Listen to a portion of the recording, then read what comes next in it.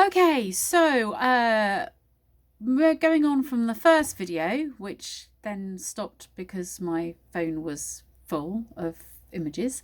I thought I'd continue. So part 2 this is. So I left off and I was at Budrum on the Sunshine Coast in Queensland.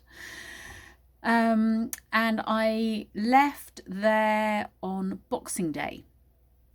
Caught a flight down to Sydney, I think it was Sydney, to go to Tasmania. I had had such a great time when I was in Mexico with my room buddy, Suze, that I decided as I was in her part of the world that I would visit her in Tasmania.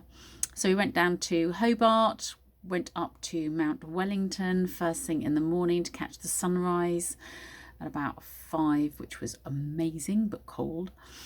And then had a couple of days with her driving slightly further around the northern part of the island. She lives in Launceston.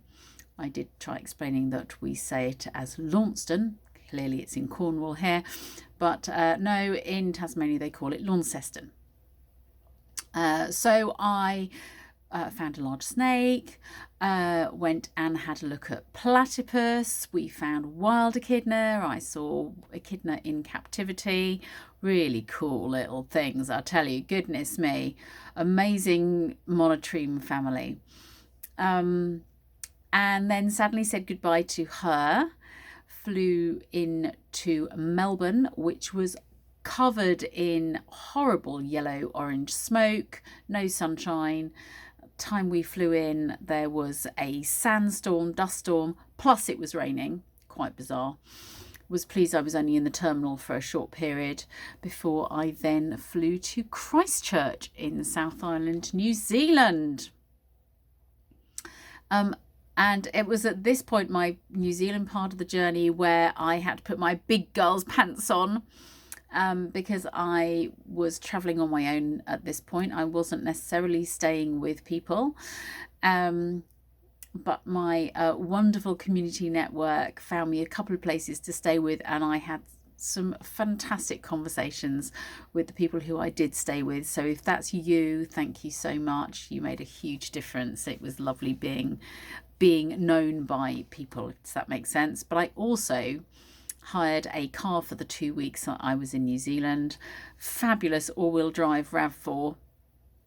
This poor wee thing, it was fabulous. The New Zealand roads are really wide, fabulous, beautifully maintained, and it was a pleasure and joy to drive thousands of kilometres on them. So I actually did almost 2,500 kilometres in the first week, and overall did just over 3,500 kilometres in the car between South Island and North Island.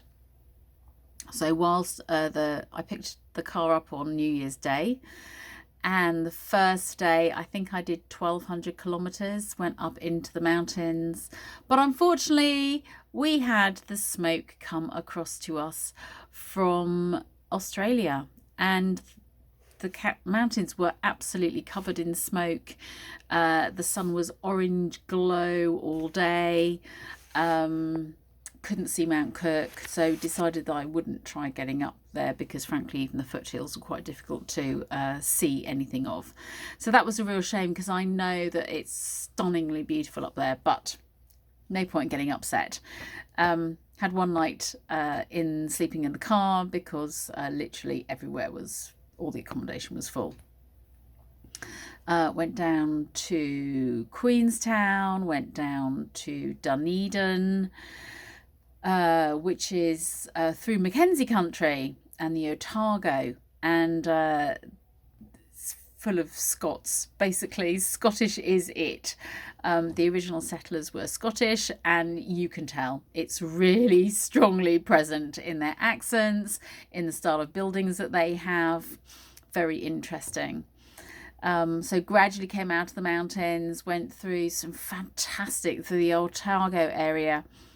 Lots of cows, lots of sheep, but beautiful, beautiful areas in the valleys which are stuffed full of cherry trees. It was cherry season, nectarines, apricots,